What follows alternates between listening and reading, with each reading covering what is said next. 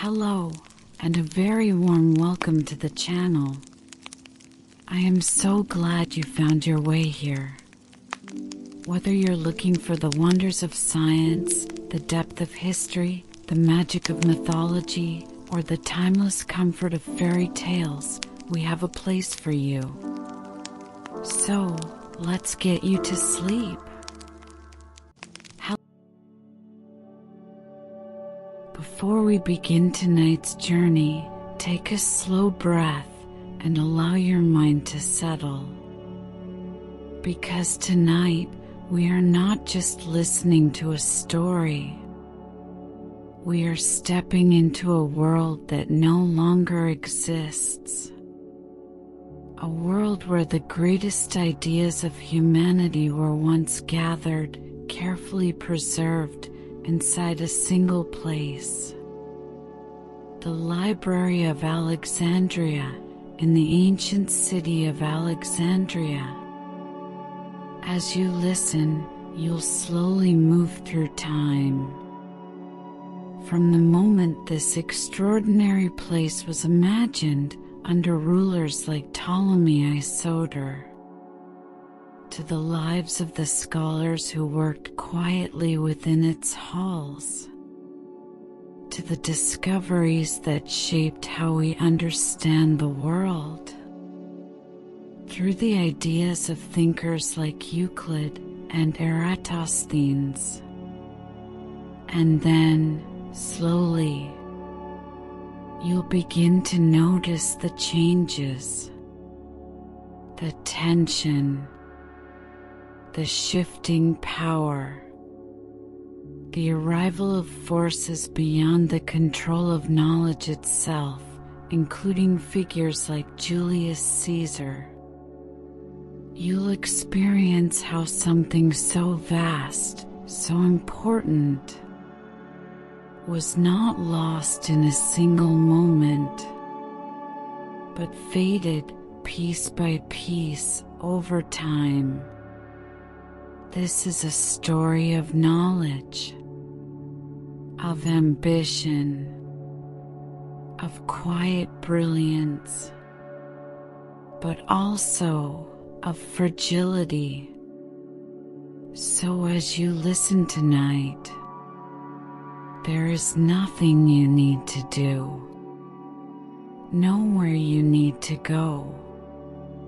Just let the story unfold slowly and allow yourself to drift through the rise, the life, and the disappearance of one of the greatest wonders of the ancient world. There was a time when humanity came closer than ever to collecting all knowledge in one place. Not in fragments, not scattered across nations, but gathered deliberately inside a single city. That city was Alexandria, and at its heart stood a place unlike anything the world had seen before. The Library of Alexandria. For centuries, this library was more than a building. It was a living system of thought. A place where ideas traveled across oceans, were copied by hand, studied, debated, and preserved. Ships arriving at the harbor were not only carrying goods, they were carrying knowledge. Scrolls were taken, examined, and added to a growing collection that aimed to answer a question no one had fully asked before. What if we could gather everything humanity knows? And for a time, that question did not feel impossible. Within those halls, knowledge from different civilizations existed side by side. Greek mathematics, Egyptian traditions, Babylonian astronomy, and ideas from lands even further away. Scholars lived there, worked there, spent years trying to understand the world, not through belief alone, but through observation, logic, and careful recording. It was here that thinkers like Euclid organized the principles of geometry, and where ideas connected to Eratosthenes helped measure the size of the Earth with surprising accuracy. For a long time, it seemed as if this place might continue forever, growing, expanding, collecting more knowledge with each passing year. But history rarely allows anything to remain untouched, because outside those quiet halls, the world was changing. Empires were rising, power was shifting, and decisions made far away began to reach the city. What followed was not a single moment of destruction, not one night where everything was lost. It was something slower, more complex, and far more unsettling. The Library of Alexandria did not suddenly disappear. It was worn down over time, through war, through politics, through changing beliefs, and through something even quieter, neglect. And today, we are left with only fragments, pieces of what once existed, which means we cannot fully answer one simple question: what exactly was lost? Tonight, we are not just exploring a place. We are tracing the rise, the life, and the gradual disappearance of one of the greatest intellectual achievements in human history. From its ambitious beginnings under rulers like Ptolemy I Soter, to the conflicts involving figures like Julius Caesar, and the final silence that followed centuries later. This is not a story of a single event. It is a story of time, of knowledge, and of how something built to preserve everything was slowly allowed to disappear. There was a time when the idea of collecting all human knowledge did not feel impossible. To understand how that idea came to exist, we have to begin not with the library itself, but with the creation of a city.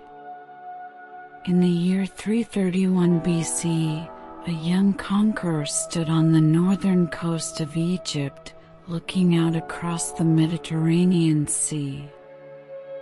His name was Alexander the Great. He had already conquered vast regions of the known world, from Greece to Egypt to parts of Asia.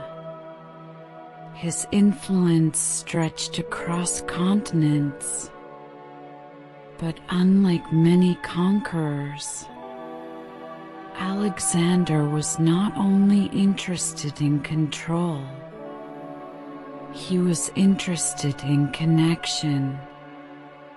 He envisioned cities that would not only serve as military or administrative centers, but as places where cultures could meet, exchange ideas, blend traditions.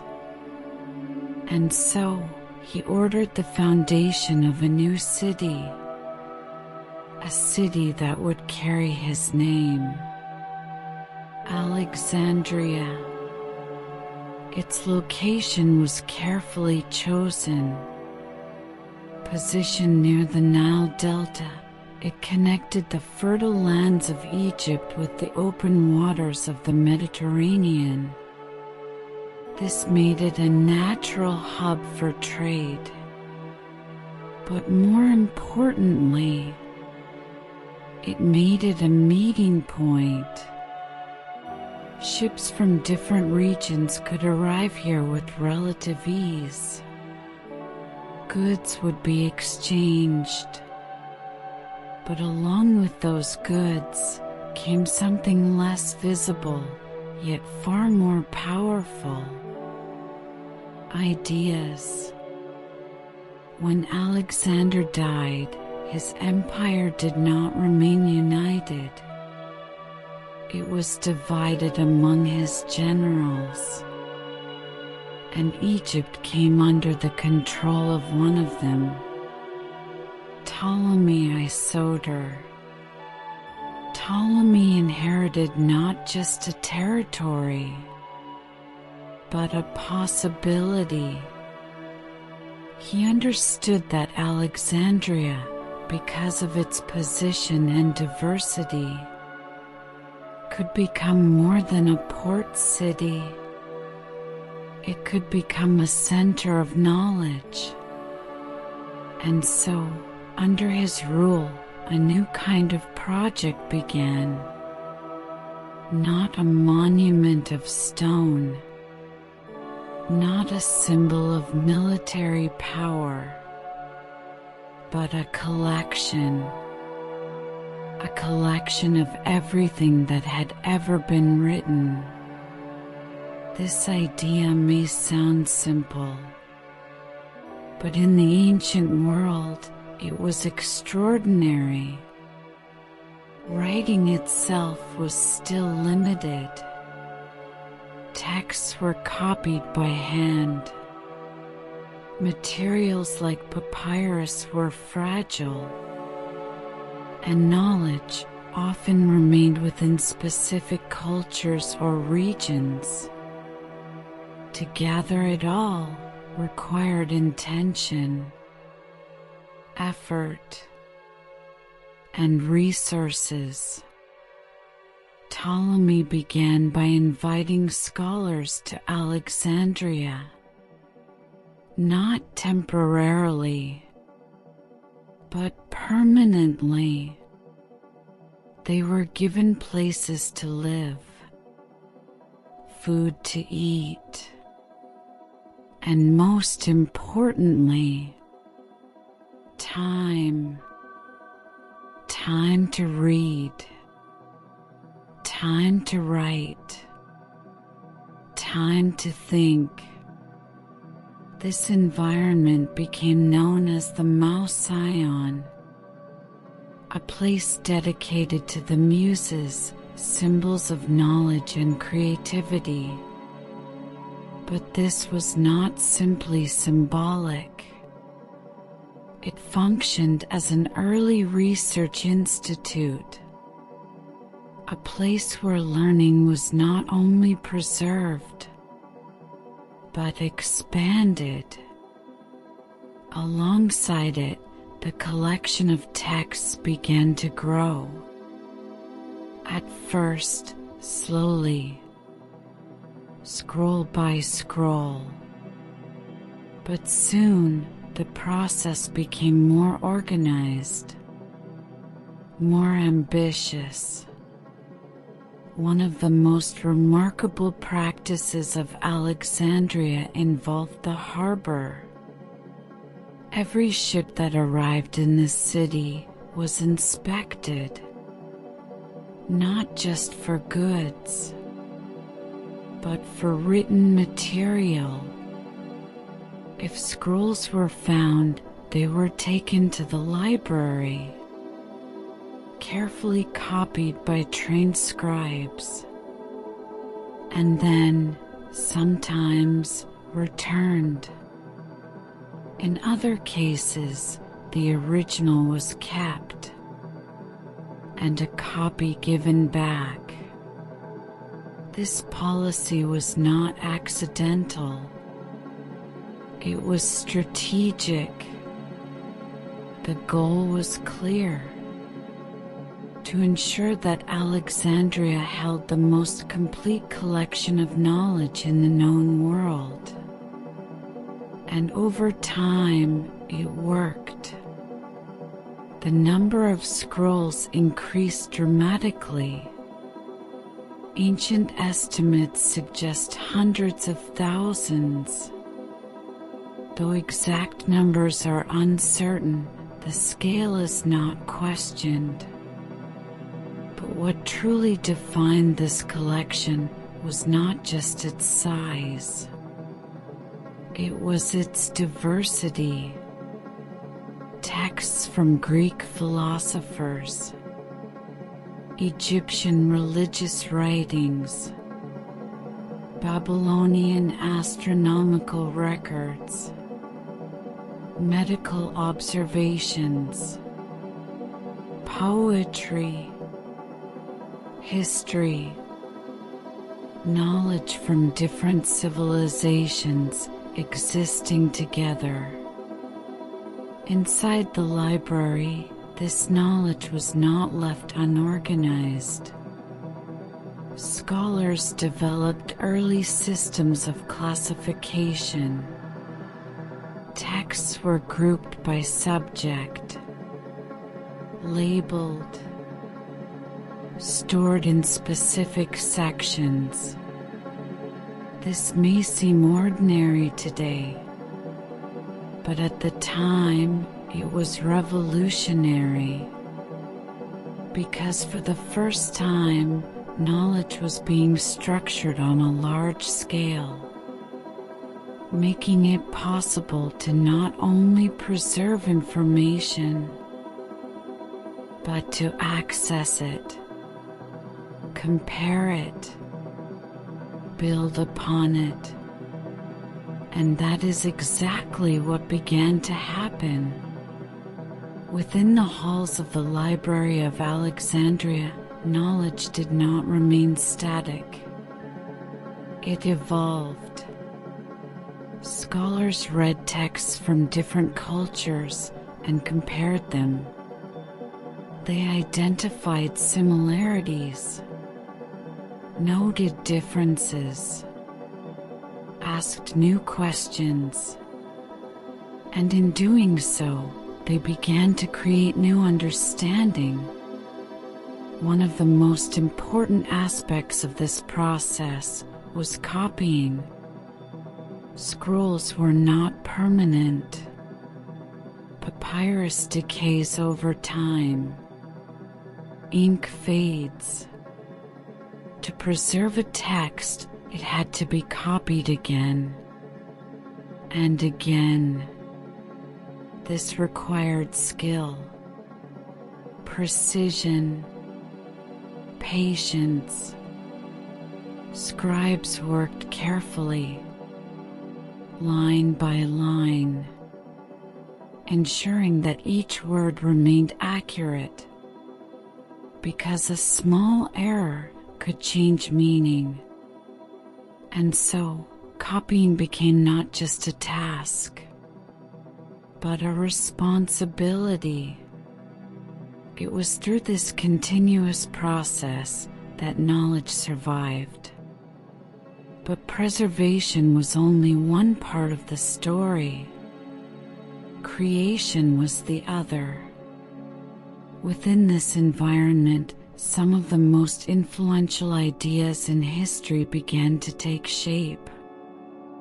Euclid worked on organizing geometry, not as scattered observations, but as a system. He began with basic definitions, built upon them step by step, and created a structure where each idea logically followed from the previous one. This approach did more than solve problems. It created a method of thinking, a way to understand the world through logic. At the same time, ideas connected to Eratosthenes began to circulate. He asked a simple question: why do shadows differ in different places at the same time?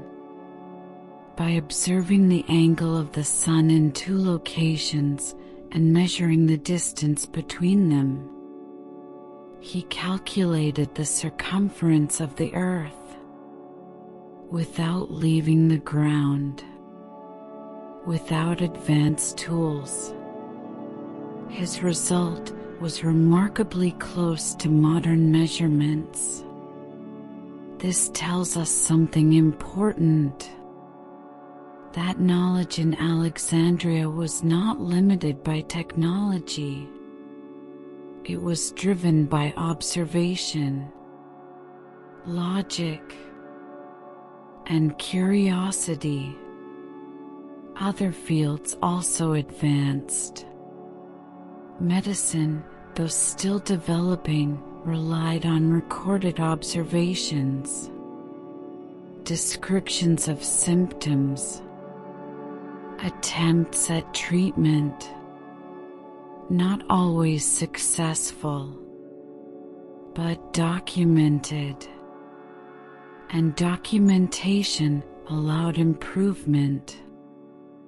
Astronomy involved tracking patterns in the sky, recording positions of stars, noticing cycles. Some ideas challenged existing beliefs, but they were still explored, because the environment of Alexandria allowed questions, even when answers were uncertain. And that was its greatest strength.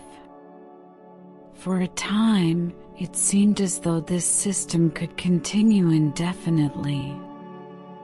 More texts arriving, more ideas forming, more knowledge being preserved.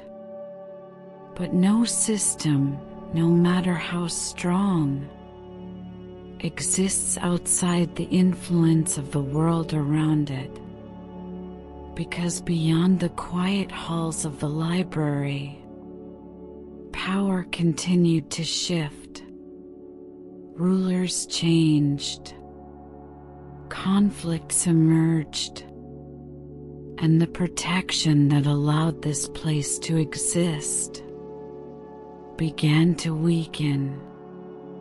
At first, slowly, almost unnoticed, but over time, those changes would begin to matter. Because knowledge, no matter how valuable, depends on something beyond itself. Stability, support, protection.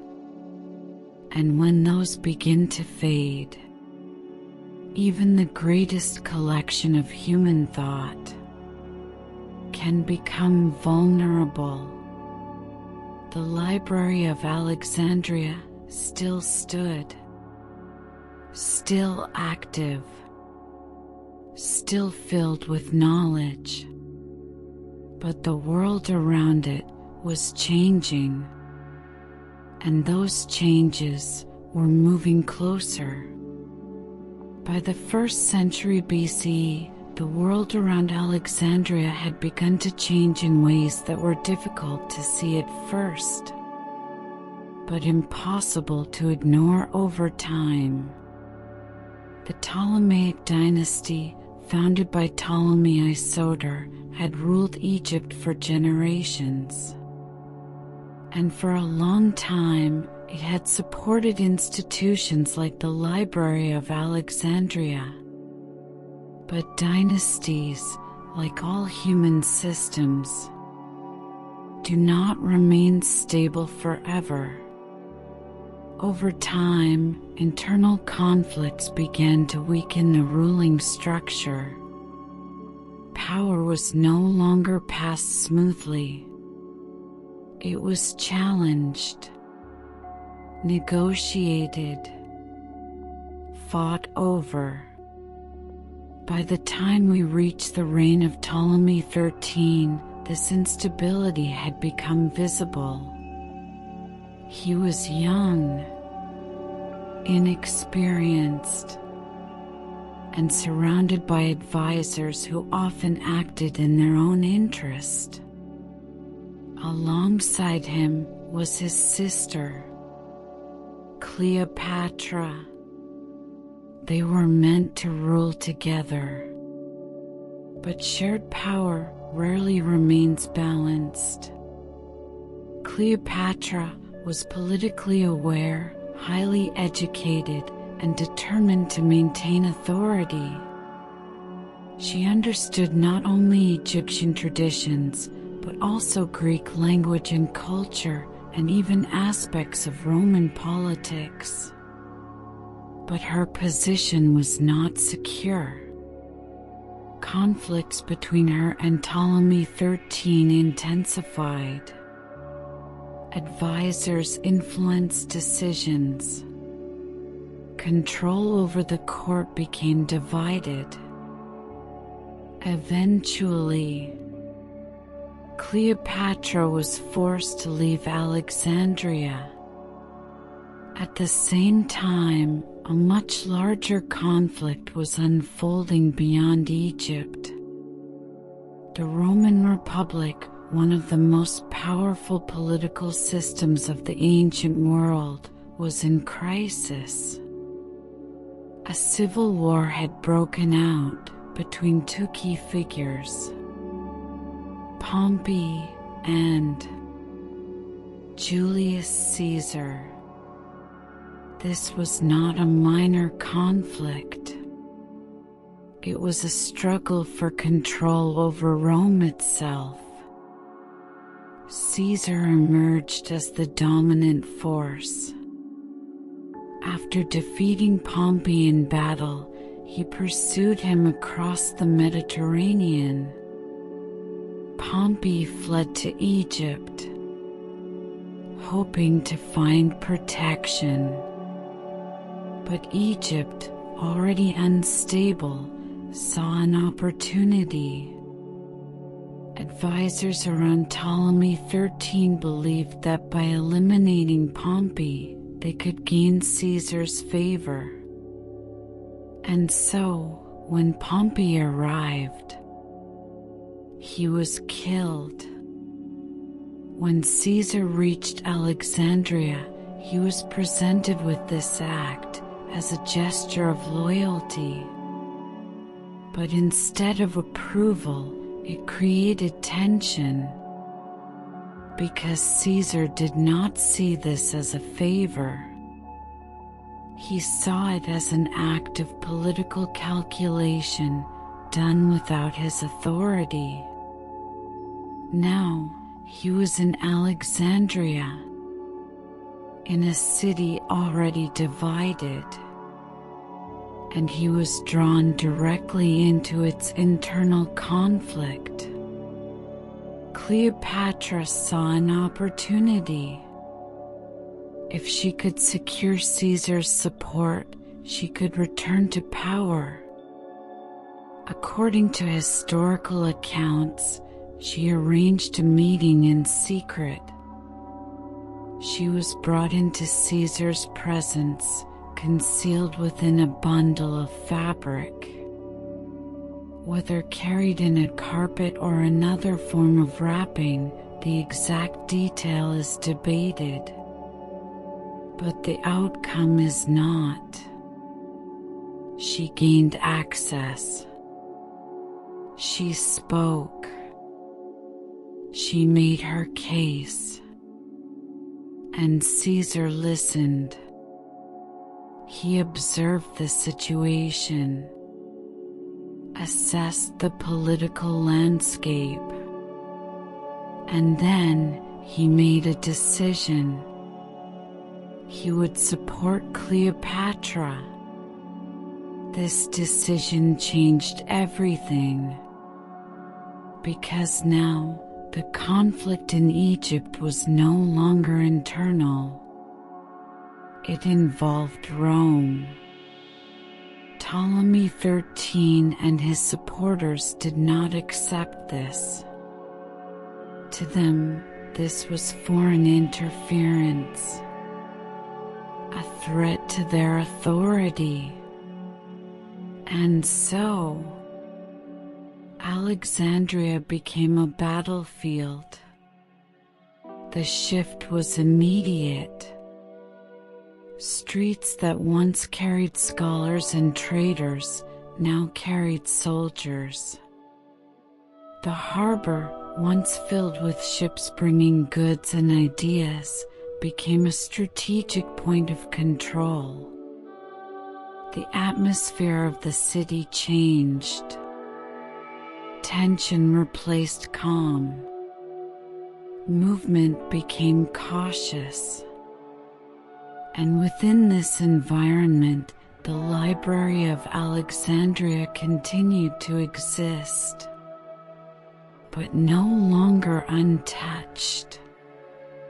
Caesar, with limited forces, found himself in a difficult position.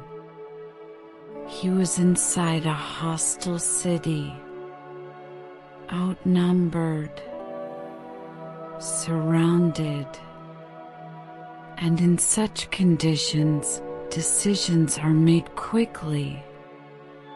To secure his position and prevent enemy forces from gaining control of the harbor, Caesar ordered the burning of ships. At first, this was a tactical move. The goal was simple: destroy the ships so they could not be used against him.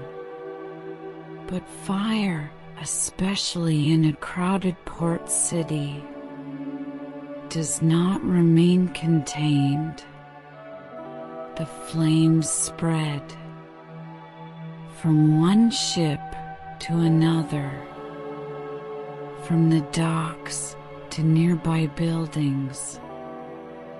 Warehouses filled with goods caught fire, and in those warehouses there may have been scrolls that had not yet been fully processed, texts waiting to be copied, materials recently brought into the city. Ancient sources, including the historian Plutarch, later mentioned that large numbers of scrolls were destroyed during this event. But it is important to understand something carefully. There is no clear evidence that the main library building itself was completely destroyed in this fire. Instead, what seems more likely is partial damage, a loss that was significant but not total. And yet, even partial loss mattered, because each scroll represented time, effort, thought, and once lost, it could not be replaced. The fire eventually subsided, but the conflict did not end immediately. Fighting continued within the city. Control shifted. Positions changed. Eventually, Caesar's forces gained the advantage. Ptolemy XIII was defeated. Cleopatra was restored to power. For a time, stability returned. The city calmed. The palace regained control.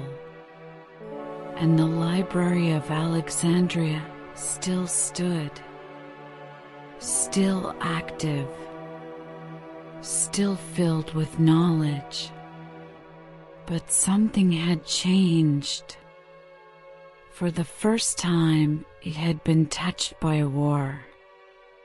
For the first time, it had experienced loss, not through decay, but through destruction.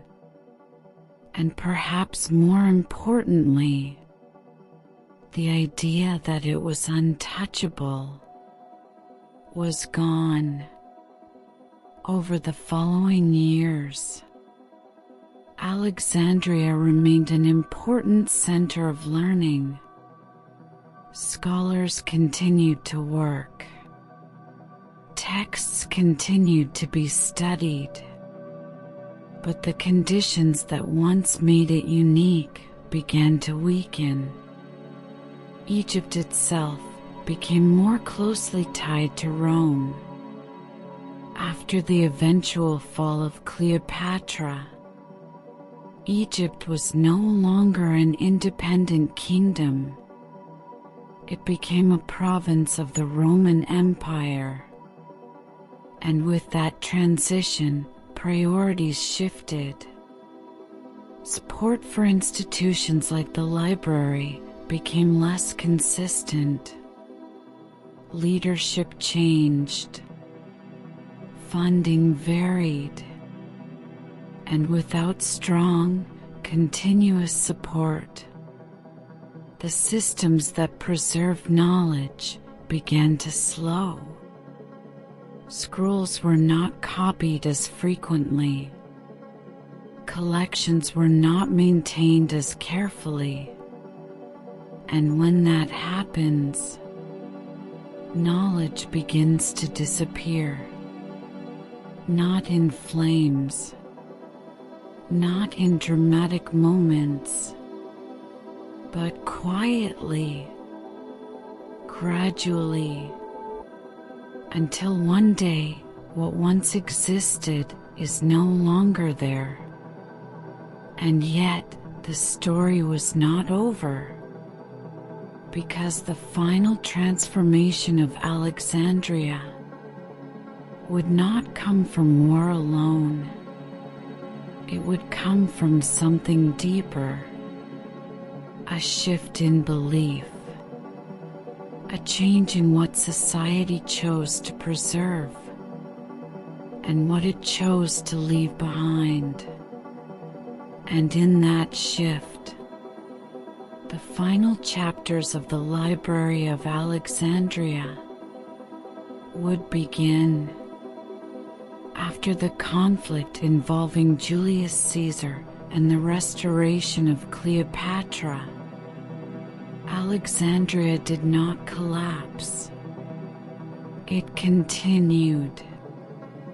The city remained active, its streets still filled with movement, its harbor still receiving ships, and the Library of Alexandria still existed.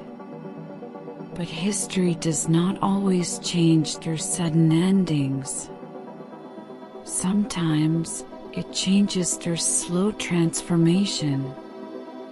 After Cleopatra's reign, Egypt was absorbed into the Roman Empire.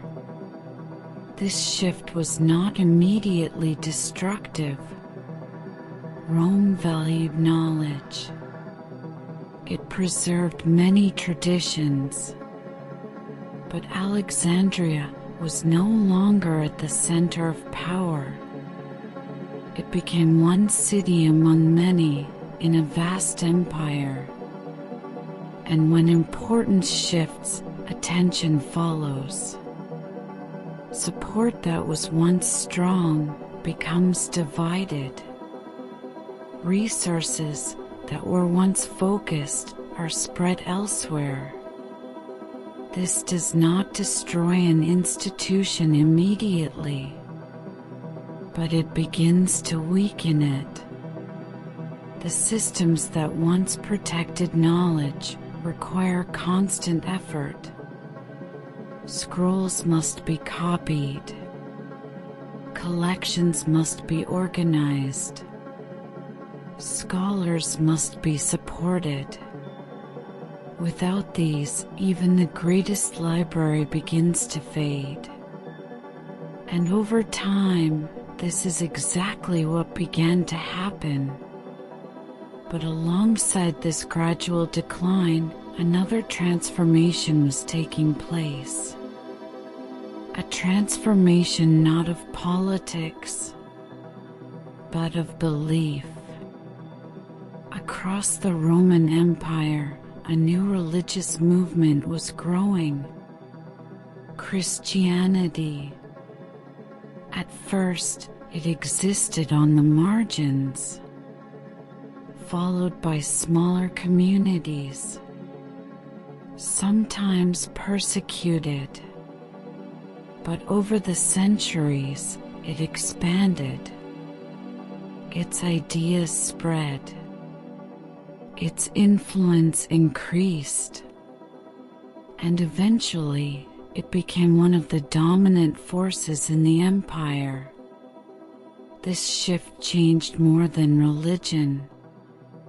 It changed how people viewed knowledge, tradition, authority, because belief influences what a society chooses to preserve. In Alexandria, this change was especially complex. The city had long been a place where different traditions coexisted: Greek philosophy, Egyptian religious practices, Jewish scholarship. But now, tensions between these traditions became more pronounced. Older systems of belief, often referred to as pagan traditions, began to lose their position, and institutions connected to them became vulnerable. One of the most important of these was the Serapeum. The Serapeum was a grand temple dedicated to the god Serapis. But it was more than a religious site. It was also connected to the intellectual life of Alexandria. Many historians believe that as the original library declined, parts of its collection or its scholarly activity continued within the Serapeum. It stood as a symbol of accumulated knowledge, of older traditions, of a world that was now being questioned.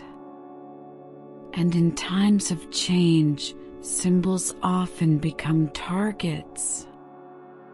In the year 391 CE, tensions reached a critical point. At the center of this moment was Theophilus of Alexandria. As a leading authority, he represented the growing power of Christianity in the city. At the same time, imperial policies were shifting. Orders were issued supporting the closure of pagan temples. And in Alexandria, this led to confrontation. Conflicts between groups intensified. Arguments turned into clashes. And eventually, the Serapeum became the focus. Ancient accounts describe how the situation escalated. The temple, once a place of gathering, became a site of destruction. Its structures were attacked. Statues were broken, and whatever remained within it was lost, not preserved, not transferred, but destroyed or abandoned. At this point, something significant changes in the historical record. References to the Library of Alexandria become rare, faint, almost as if it had already disappeared. And this is where the story becomes most uncertain, because history does not give us a clear final moment. There is no single event that marks the complete end. Instead, we see a pattern: loss followed by silence, which tells us something important. The Library of Alexandria did not end in one moment. It ended over time, through multiple events, through shifting priorities, through lack of support, and through something even quieter: forgetting. Because knowledge, especially when stored physically, depends on continuity. Scrolls are fragile. Papyrus can decay. Ink can fade. Without careful copying, texts disappear.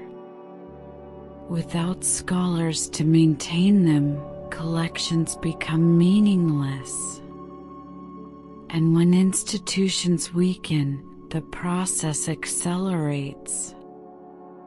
Scroll by scroll, text by text, until one day what once existed is simply gone. And perhaps the most unsettling part of this story is not what we know, but what we do not. Because we do not have a complete record of everything that was stored in the library. We know some works because they survived elsewhere, copied, translated, preserved in different regions, but many others did not, which means entire areas of knowledge may have been lost. Ideas that were never recorded again. Observations that were never repeated. Theories that were never rediscovered. It is possible that the Library of Alexandria held knowledge that could have changed the course of history, but we cannot prove it. And that uncertainty is what gives this story its lasting power. Over time, the physical space of the library disappeared from memory. New centers of learning emerged in different cities, under different cultures. Knowledge continued, but the idea of gathering everything in one place on such a scale was never fully recreated, and yet something remained. Not the building, not the scrolls, but the idea, the belief that knowledge should be preserved, collected, shared. Every modern library, every archive, every effort to store human understanding carries a trace of Alexandria, a reminder that knowledge is powerful, but also fragile, and that its survival depends on the choices people make. Now, imagine that quiet ending, not a dramatic collapse, but a gradual fading. A room once filled with scrolls, now holding fewer. A shelf once complete, now missing pieces. A scholar searching for a text and not finding it. At first, it feels temporary. Then, it becomes normal. And eventually, it is forgotten. And in that forgetting, the Library of Alexandria truly disappears. Not when the last structure fell, not when the last conflict ended, but when the memory of what was lost began to fade. And today, we are left with fragments. Fragments that remind us that something extraordinary once existed and that it was lost, not because it lacked value, but because it was not protected enough. And perhaps that is why this story still matters. Because even now, knowledge continues to grow, to be recorded, to be stored. And the question remains the same. Will it be preserved? Or will it fade again, slowly, silently, over time? And now, as this story comes to a quiet end, we return to the present. The world you opened your eyes to tonight no longer exists. The halls are gone. The scrolls are gone. The voices that once filled the Library of Alexandria have faded into silence. But something remains. The idea that knowledge matters, that it is worth preserving, that even the smallest thought, carefully recorded, can outlive time itself. Because the story of Alexandria is not just about what was lost. It is about what still continues in every book, every idea, every moment of curiosity. So tonight, as you rest, carry that quiet thought with you. That knowledge is fragile, but it is also powerful. And somewhere in the stories we remember, Nothing is ever completely gone. Thank you for being here, for listening, for allowing this story to unfold. And when you're ready on another quiet night, this journey will be waiting for you again. Another story, another world, another moment to drift and discover. Until then, rest well.